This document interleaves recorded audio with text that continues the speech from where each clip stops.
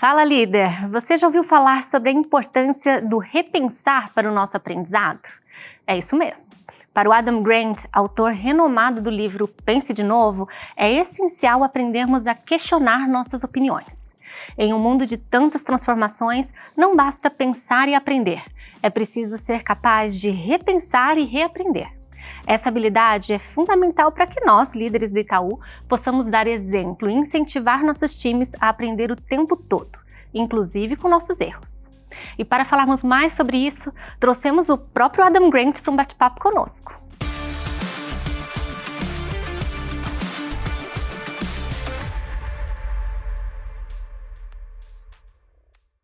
Bom, me apresentando para vocês, eu sou Camilo de Rara, youtuber da área de pessoas. Estou no banco há 14 anos. Sou uma mulher amarela, de cabelos lisos e médios e olhos pretos. Estou vestindo uma blusa azul escura e uma calça preta. E estou super animada para conduzir essa conversa. Eu separei aqui algumas questões que ouço quando falamos sobre transformação, especialmente conectado à nossa cultura youtubers. Olá, Adam! É um prazer ter você aqui conosco na nossa missão de capacitar a liderança do varejo em aprendizagem contínua e liderança transformacional. Bom, minha primeira pergunta diz respeito a essa crença limitante que nós, especialmente profissionais em cargos de liderança, temos de achar que sempre temos que ter resposta para tudo.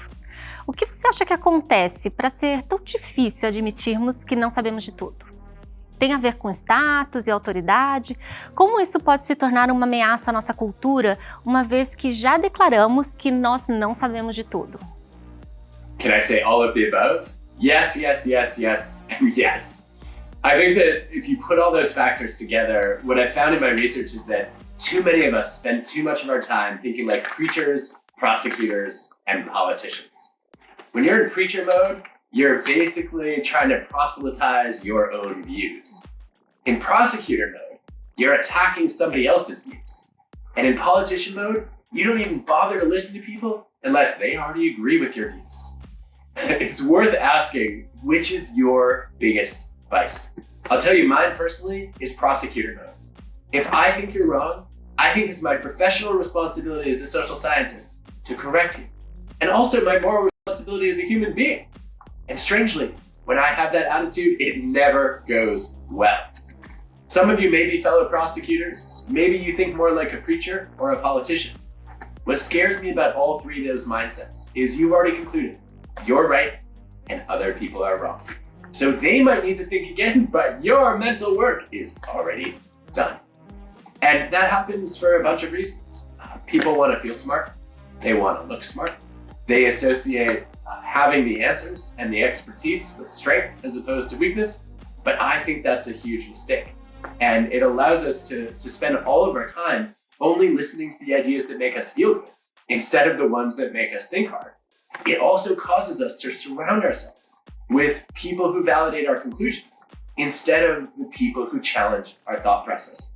And last time I checked, the whole point of learning is to be around people who challenge your thinking, not the people who just affirm your thinking. So I know diversity of thought is a big principle at Itaú, and one way to establish more of it is to think a little bit less like a preacher, prosecutor, or politician. Ótimo ponto, Adam.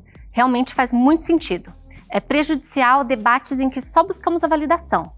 Bom, e também tem o conceito de humildade confiante que você aborda no livro. Você pode nos falar mais sobre isso? Look, it can be uncomfortable to say, I don't know, or I was wrong. People think that they're signaling a lack of confidence. But empirically, it turns out the opposite is true. When you have the courage to say, I don't know, or I was wrong, you're actually signaling a form of confidence that I call confident humility. Confident humility is being secure enough in your knowledge to admit what you're not sure about. It's being comfortable enough with your strengths to acknowledge your weaknesses. And that kind of confidence, I think, is more important than ever before, right? Because as a leader, as quickly as the world around us is changing, it has become impossible for you to have all the answers. So if you're willing to just state what you're not clear about, or even some of the things that you've been incorrect about, it makes it a lot easier for other people to teach you things that you might want to learn. Ótima ideia, Adam. Obrigada por compartilhar. Bom, minha próxima pergunta é sobre fadiga da transformação. Sabemos que mudar é importante e precisamos ser cada vez mais rápidos ao nos adaptar às mudanças, inovar a partir das necessidades dos clientes, pensar diferente e propor novas soluções. Como podemos criar uma cultura capaz de se adaptar a esse novo cenário e possibilitar o aprendizado contínuo? I think if you want a culture of continuous learning and innovation and adaptation, you sometimes need to motivate people a little differently. I see a lot of leaders who try to motivate by saying, here are the good things that will happen if we change. The problem is, people are already associating good things with the status quo, and those good things are familiar.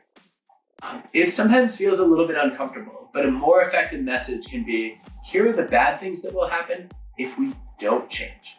If people realize that sticking with the status quo is going to make their business obsolete, if they see that maybe customers will switch to other banks now that they have more opportunities and there's more competition in the marketplace, all of a sudden they say, wait a minute, we have got to abandon the way we've always done things, and we've got to be open to trying out new possibilities. And I think obviously if you reward people for trying those new possibilities, they're more willing to give them a shot. I think it's pretty valuable. I've seen a few companies go the step here of saying, I'm not just gonna reward the people who change successfully, I'm gonna reward the people who run good experiments. And that way we're signaling experimentation is welcomed, and that's not a risk. You don't have to worry about failing here, you have to worry about failing to try. Muito bom, Adam. Agora vou para minha próxima pergunta. Aqui no Itaú, um dos nossos pilares mais fortes é o a gente vai de turma, uma frase sempre ouvida por aqui. Você consegue contar para os nossos youtubers sobre a importância de uma cultura de colaboração e como essa atitude está atrelada a uma cultura de inovação? There's very little innovation without collaboration.